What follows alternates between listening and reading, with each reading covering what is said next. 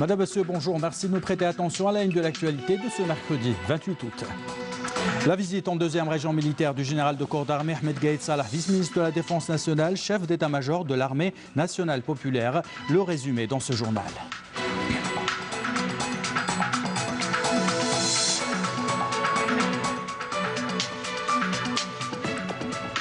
Nous irons au Japon où les travaux du sommet de la 7e conférence internationale de Tokyo sur le développement de l'Afrique débutent aujourd'hui. L'Algérie est représentée par le Premier ministre Nourdine Bedoui et s'est entretenu avec le Premier ministre japonais et le secrétaire général des Nations Unies. Les images dans ce journal. Une belle soirée à la fin de ce journal. Hassiba Abdelraouf et Naïma Dzeriya ont fait le bonheur du public de l'Opéra d'Alger. Des images pleines de vie à découvrir à la fin de ce journal.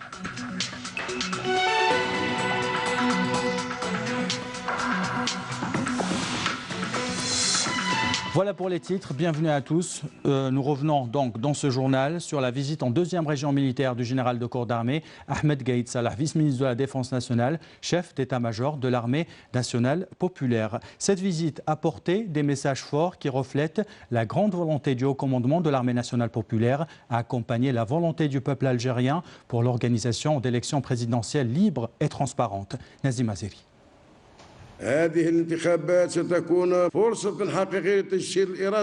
Ces élections seront une véritable opportunité pour accomplir la volonté populaire et la traduire concrètement à travers l'élection d'un président de la République qui jouira de la légitimité requise et de la confiance du peuple qui insiste sur cette exigence et sur sa position immuable quant à la préparation et le déroulement des élections présidentielles dans les plus brefs délais. Bien au-delà, la logique impose que la préparation de ces élections commence dans les semaines à venir parce que le temps n'est pas de notre côté, comme nous l'avons souligné à maintes reprises, et parce que tout ce que nous avançons est basé sur des informations avérées et des données fiables qui confirment toutes que c'est le choix le plus sûr et le plus adéquat pour sortir de la crise actuelle. Ainsi, j'appelle encore une fois à l'impératif d'accélérer le processus d'installation de l'instance nationale indépendante pour la préparation, l'organisation et la surveillance des élections présidentielles, qui représentent une garantie essentielle pour surpasser la situation actuelle. Face à la crise sensible que traverse le pays, on l'aura compris, il n'y a plus de temps à perdre. Le retour au processus constitutionnel à travers l'organisation des élections présidentielles dans les plus brefs délais n'est pas un choix mais un impératif dont sont conscientes les sociétés civiles et politiques. Un devoir que dictent aussi les enjeux intérieurs et extérieurs. D'ailleurs, l'Algérie et ses fils sont plus que jamais déterminés à contribuer pour sortir rapidement de l'impasse. Cette approche s'articule sur la primauté de la légitimité constitutionnelle à travers l'organisation d'élections présidentielles transparentes dans les plus brefs délais, afin d'éviter toutes les phases de transition dont les conséquences sont périlleuses, clamées par certaines parties qui n'ont d'autre objectif que l'aboutissement de leurs intérêts étroits et ceux de leurs maîtres. Des partis qui commencent à être démasqués. Et nous avons des informations confirmées de leur implication et que nous dévoilerons au moment opportun. Au moment où les fidèles et sincères enfants de cette patrie appellent à poursuivre la consolidation de la cohésion nationale et multiplient les efforts en privilégiant l'intérêt suprême de la nation, quelques voix fourbes dont les intentions malveillantes sont bien connues et ont vendu leurs âmes pour servir les intérêts de la bande et ceux de leurs maîtres, œuvrent par tous les moyens possibles à entraver le travail de l'instance nationale de la médiation et du dialogue. Ils tentent notamment d'imposer des conditions irréalisables et des exigences rejetées dans leur totalité. Aider à dépasser la crise actuelle, mener l'Algérie à bon port en accompagnant l'action du gouvernement et de toutes les institutions de l'État est la noble mission que s'assigne aujourd'hui le commandement de l'armée nationale populaire, plus que jamais déterminé à contribuer dans le développement de toutes les régions du pays. À propos des réalisations, j'aimerais revenir sur ce qui a été réalisé au niveau des régions sud du pays grâce aux efforts laborieux de l'État à travers l'action intensive du gouvernement au niveau de ces régions afin d'y accélérer la cadence du développement et suivre de près l'état d'avancement des différents projets vitaux programmés. De même, grâce aux efforts de l'armée nationale populaire sur tous les plans, notamment en termes d'aide et de soutien aux habitants des régions isolées, particulièrement en matière de santé, tous ces efforts contribueront sans nul doute à relancer l'économie dans ces vastes régions et à améliorer ainsi les conditions de vie de leurs habitants, notamment au niveau de la bande frontalière sud, où les éléments de nos forces armées veillent à leur totale sécurisation et à contrecarrer toute tentative de porter atteinte à l'intégrité territoriale de notre chère patrie. Enfin, nous rappelons de nouveau que l'armée nationale populaire, digne héritière de l'armée de libération nationale, était présente à toutes les étapes décisives que l'Algérie a connues et demeure déterminée à contribuer avec efficacité à surmonter cette phase cruciale que traverse notre pays et à aplanir les difficultés et les obstacles et neutraliser toutes les mines semées par la bande au sein des différentes institutions, partant de sa profonde foi en la noblesse de ses missions dont elle a fait le serment devant Allah, la patrie et le peuple, de les mener à bien avec engagement et abnégation, quelle que soit l'ampleur des difficultés et des défis. Elle restera éternellement le fidèle serviteur de la nation, positionné en rempart pour protéger les frontières, tout en bâtissant et développant toutes ses composantes. L'armée nationale populaire réaffirme encore une fois qu'elle n'a aucune ambition. Son objectif majeur étant la sauvegarde du legs des vaillants chouhada et la préservation du présent et de l'avenir de l'Algérie. Alors, on vous propose également la réaction de certains citoyens suite au discours du général de corps d'armée Ahmed Gaïd Salah. On écoute. وحسينا هذه المدة الفراغ حسينا بلي كاين جيش يحمي البلاد كاين جيش يحمي البلاد والناس والرجال واقفون وحنا من بكري هذا الجيش سليل الثورة النوفمبرية ونشكروا السي القايد صالح الوقوف تاعه مع الشعب ومع هذه البلاد وان شاء الله باذن الله حنا نتمنى مادام كاين جيش واقف على البلاد ان شاء الله يكون الحل شامل ان شاء الله ربي يرضي الشعب ويرضي الامه ويرضي حنا الجزائر قاره ماشي بلد قاره. التصريح تاع الاخ القائد صالح كان في محله لان الانتخابات الرئاسيه هي أولوية لخروج من نفاق مظلم لأن الجزائر الآن في نفاق مظلم. إذن الانتخابات لازم تكون في أقرب وقت ممكن. الانتخابات الرئاسية لازم تكون في أقرب الأجل لأن الدولة الجزائر بحاجة إلى رئيس إلى مؤسسة يعني اللي تسير الأمور تاعها. الجيش هذا راهو يعس، قلت لهم هو يعس عين هنا عيس على الداخل، عين على الداخل وعين على برا. الجيش هذا ما يغمضش عينه، ليل ونهار ويعس على البلاد هذا. القايد صالح نعطيك بين قوسين، لولا هذا الرجل بين قوسين بصراحة، لولا هذا الرجل الثوري الذي يحمي الشعب الجزائري والدولة الجزائرية لكنا في عهد كان وسفكت الدماء.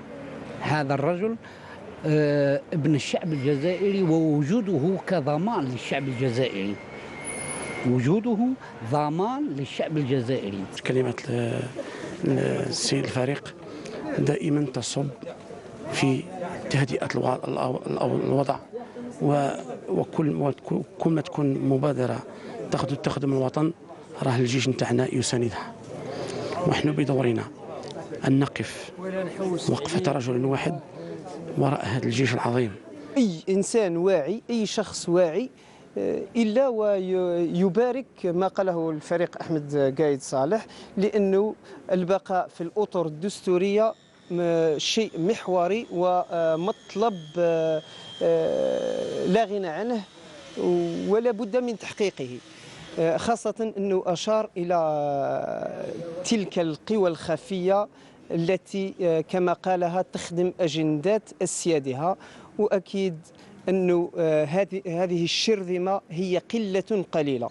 هذا التصريح وهذا البيان من طرف الفريق قايد صالح نائب وزير الدفاع الوطني تصب في الإرادة الشعبية الصادقة للخروج من الأزمة، لأنه رافق الحراك الشعبي ونحن مع مطالب الشعب من أجل أن تتحقق، ومن أجل الحوار والحوار البناء الجاد.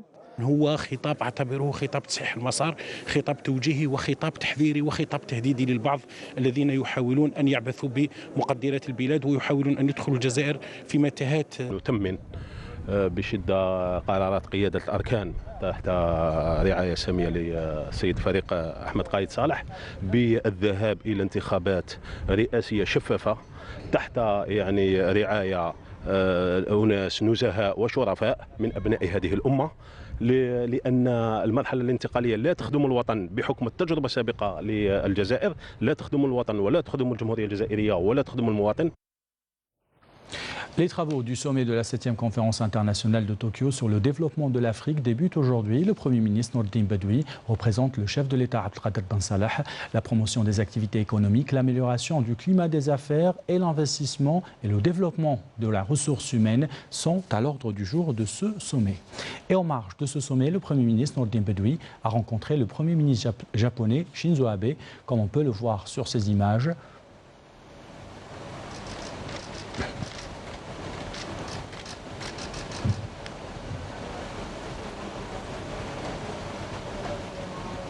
Le Premier ministre Nourdine Bedoui, qui représente le chef de l'État, Abdelkader Ben Salah, à ce sommet, a rencontré également le secrétaire général des Nations Unies, Antonio Guterres.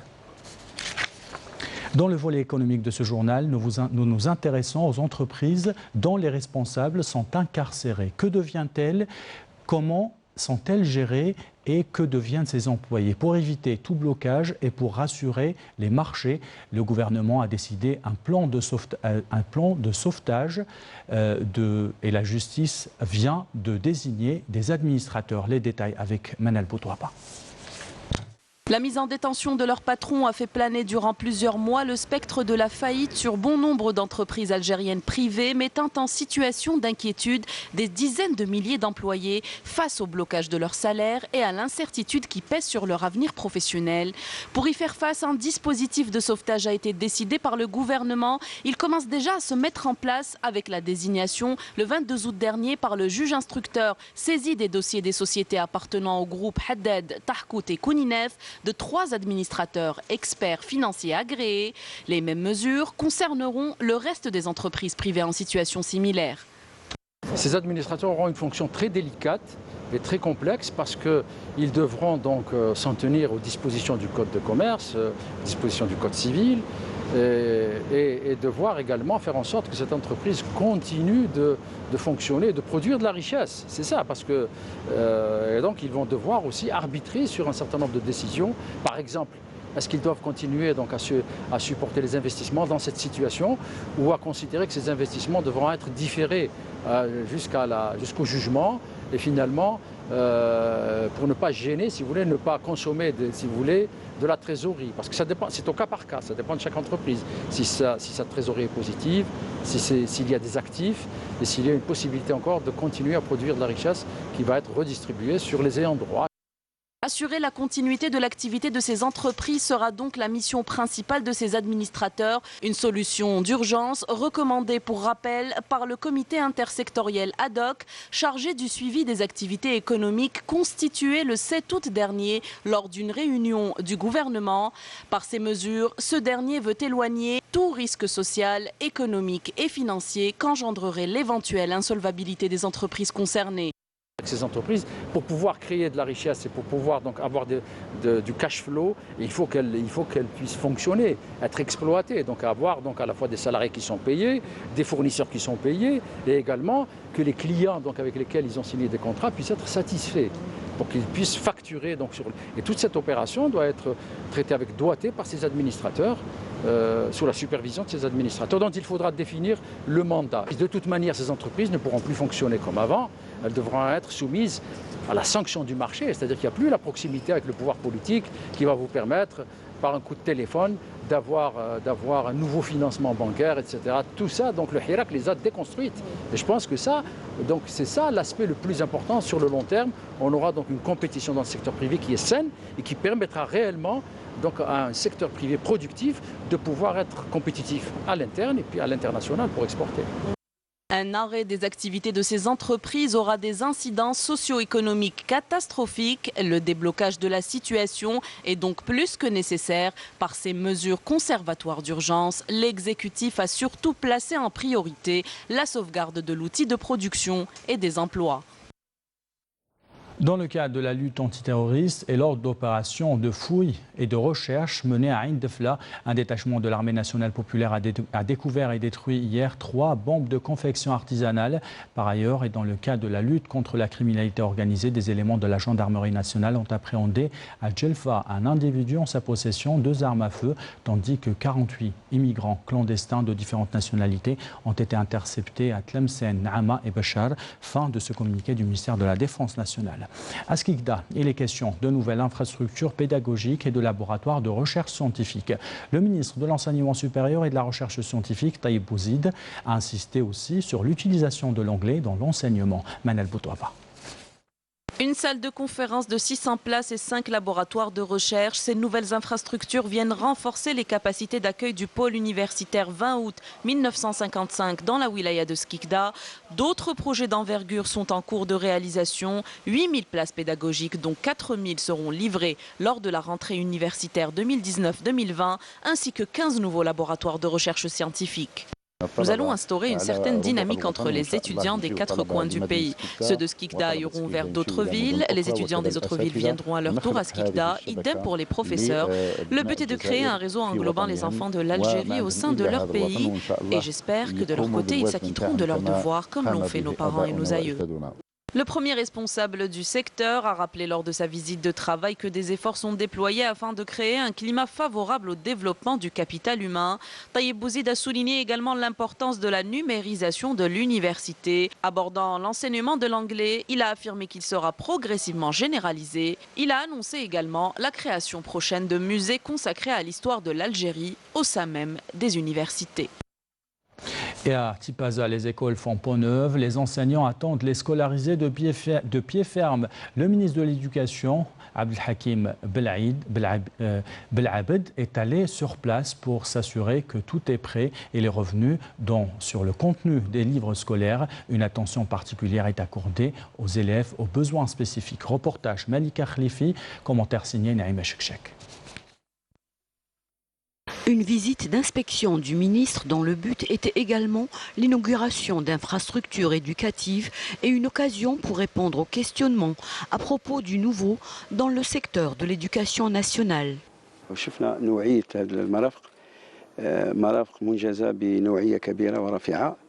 J'ai visité ces infrastructures et j'ai observé qu'elles sont de grandes factures, que ce soit pour les infrastructures du cycle primaire ou secondaire. J'ai visité aussi un lycée qui ouvre ses portes cette année, Inch'Allah. Une partie de ce lycée sera consacrée à la formation des formateurs, les cadres de la wilaya, afin qu'ils ne soient pas obligés de se déplacer dans d'autres wilayas.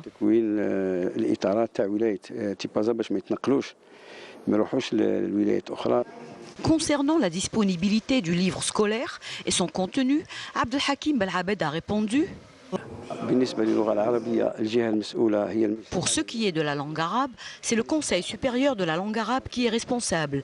En ce qui concerne la référence religieuse, un travail a été fait avec le ministère des Affaires religieuses qui a effectué un excellent travail. Et le livre élaboré sera accessible pour les élèves, Inch'Allah. Concernant les livres d'histoire, disposant d'un centre de recherche en histoire, c'est le ministère des Moudjahidines qui est ainsi qualifié pour apprécier la conformité du contenu des livres à la référence de notre histoire nationale. Les élèves aux besoins spécifiques se voient, eux, consacrer une attention particulière. Le Premier ministre se penche personnellement sur le dossier des personnes aux besoins spécifiques. Il m'a ainsi chargé de présider une commission ministérielle mixte composée de 4 secteurs: l'éducation nationale, la santé, la formation professionnelle et la solidarité nationale. Ces 4 ministères vont adresser demain ou après-demain une note ministérielle qui invitera à s'acquitter de son devoir envers la catégorie des personnes aux besoins spécifiques. La rentrée scolaire s'annonce ainsi prometteuse dans la wilaya de Tipaza. Retenez ce chiffre, 80 millions de livres sont imprimés cette année. Les 9 millions de scolarisés vont découvrir et feuilleter de nouvelles éditions. Les non-voyants n'auront plus de soucis à se faire car le livre avec technique braille sont imprimés en même moment que les autres manuels. Nesselim Bessaïti. Une rentrée scolaire qui s'annonce sereine pour les parents et les élèves qui peuvent être rassurés quant à la disponibilité du livre scolaire, puisque 80 millions de manuels, tous cycles confondus, sont disponibles et seront distribués au niveau des établissements éducatifs. Cette année, il y a de nouveaux livres prévus pour le cycle primaire et moyen. Il s'agit de la 5e année primaire qui compte 10 livres, y compris le manuel de langue amazigh, et la 4e année moyenne qui compte 11 livres, y compris le manuel en langue amazigh. Cette année, les livres sont disponibles. Ils étaient même disponibles vers la fin de l'année scolaire. Nous avons mis sur le marché 80 millions de manuels. Pour la première fois, les livres imprimés en braille sont disponibles en même temps que les autres manuels scolaires. Pour la réussite de cette rentrée 2019-2020, l'Office national de publication scolaire s'est doté récemment de 18 nouvelles machines d'impression, dont 10 en braille, d'une capacité de production supplémentaire de 22 millions de copies. Nous avons l'habitude de produire entre 6 à 8 millions de livres annuellement. Avec ces nouvelles machines, nous sommes arrivés à produire jusqu'à 12 millions. Nous visons à atteindre une production estimée à 21 millions. Pour rappel, plus de 9 millions d'élèves devront rejoindre les établissements éducatifs lors de la prochaine rentrée scolaire prévue le 4 septembre prochain. Dans le volet touristique, vous êtes nombreux à passer vos vacances dans les complexes et sur les plages de Tipaza. Eh bien, sachez que cette côte intéresse les Maliens aussi. Hier soir, le ministre du Tourisme était accompagné de la ministre malienne du Tourisme au programme des visites guidées et une réflexion sur comment développer l'activité touristique entre les deux pays. Camilla Mellel les a accompagnés. L'Agence nationale de l'artisanat et du tourisme de Sidi Frodj était la première étape de cette visite. Un avant-goût pour la ministre malienne pour avoir un aperçu que recèle le secteur du tourisme en Algérie. J'ai une vision là du coucher du soleil juste après la montagne, qui est une très très belle vision. On a la mer, la forêt, c'est vraiment un très je dirais beau site pour les promenades, les randonnées. Et puis il y a tout ce qu'il faut, voilà, pour, je dirais pour le sport. Il y a des piscines, il y a vraiment tout ce qu'il faut pour des agréables vacances, passer des très très agréables vacances. Toujours à Sidi Frodj, la délégation ministérielle a fait une halte au complexe de thalassothérapie avec une capacité de 128 lits dont 10 réservés aux personnes à mobilité réduite. Ce centre, rappelons-le, a connu une large opération d'extension. La ministre malienne a découvert par la suite les trésors du parc archéologique de Tipaza avant de se diriger vers le complexe du 7. Nous allons travailler ensemble sur l'artisanat et nous allons travailler ensemble sur la création de circuits communs entre l'Algérie et le Mali, Alger, Bamako, Pékin, et on va travailler là-dessus pour les créer et créer un engouement d'Algériens pour aller visiter le Mali parce que c'est un très beau pays et c'est l'inverse. Et puis pourquoi ne pas créer des sites communs, comme on l'a dit, sur le sud algérien, le nord algérien, les hauts plateaux. Ce qui est sûr, côté malien et algérien, la promotion de la coopération dans le domaine du tourisme et de l'artisanat entre les deux pays reste l'objectif principal de cette visite. Et dans l'actualité sportive de ce mercredi, la sélection masculine algérienne de volley-ball s'est imposée devant son homologue égyptienne sur un score de 3-7-0, 25-21, 25-20 et 25-18 en match de la troisième journée de tournoi de volley-ball des Jeux africains 2019 disputés à Salé au Maroc. C'est la deuxième victoire du 6 algérien dans le tournoi après celle obtenue face au Maroc dans une autre discipline. Et dans une autre discipline justement, l'haltérophile algérien Nafah Seriak a décroché le bronze à la catégorie 73 kg des épreuves disputées à Rabat. Seriak a soulevé 130 kg et on souhaite donc bon courage aux représentants de l'Algérie aux Jeux africains. Et les vacances ne sont pas encore finies. Certains préfèrent passer leur soirée dans la belle salle de l'Opéra d'Alger. L'ambiance était belle hier soir, vous allez le voir. Le public était nombreux. Les deux divas, Hasiba Abdraouf et Naïma Zeria, étaient au rendez-vous. Siham Kenouch et son caméraman n'ont rien raté. Regardez. Ils arrivaient en groupe. Des jeunes filles, des femmes, des familles. Après avoir acquéri leur ticket, ils rentraient dans la belle salle de l'Opéra d'Alger. On les a laissés s'installer et nous avons fait un tour dans les coulisses. Des musiciens qui se préparent et surtout deux divas, deux grandes interprètes de la chanson andalouse et algéroise, Hasiba Abdraouf et Naïma Zeria. Je suis très contente. C'est vrai que c'est la première fois que je vais passer l'opéra. Et là, comme Hasiba Abdraouf, elle a un monde, elle a les fans, elle aime beaucoup plus l'algérois. Bien sûr, c'est vrai que l'algérois, je l'ai dans le sang, mais à chaque fois, comme je suis une chanteuse algérienne, je chante par exemple tous les styles. Eh bien, je suis très très contente d'être à l'opéra. C'est pour la première fois. Donc, tout ce que je vais donner au cher public, ça va être, Inch'Allah, que du top. Hasiba Abdraouf ouvre le bal. Des you-you, des applaudissements, et puis aussi le public chanter ses chansons.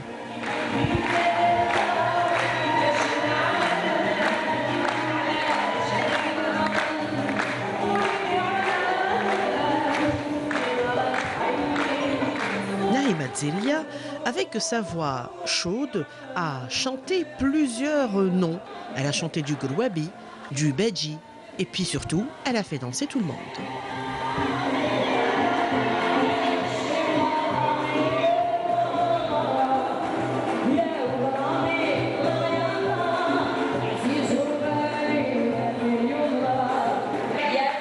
Une soirée intitulée Murmure algérois, où le public s'est donné à cœur joie, les enfants aussi, surtout que la rentrée scolaire est pour bientôt. En tout cas, ces deux divas, quand elles donnent rendez-vous à leur public, c'est l'essence même de la chanson algérienne qui est exhibée.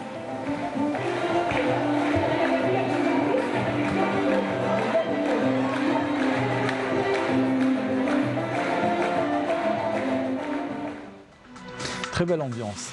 C'est la fin de ce journal. L'équipe de la rédaction qui l'a préparé, l'équipe technique qui l'a réalisé, vous remercie de l'avoir suivi. En bas de votre écran, les adresses web pour le replay de vos programmes. Tout de suite, les nouvelles du ciel avec Mina Abed.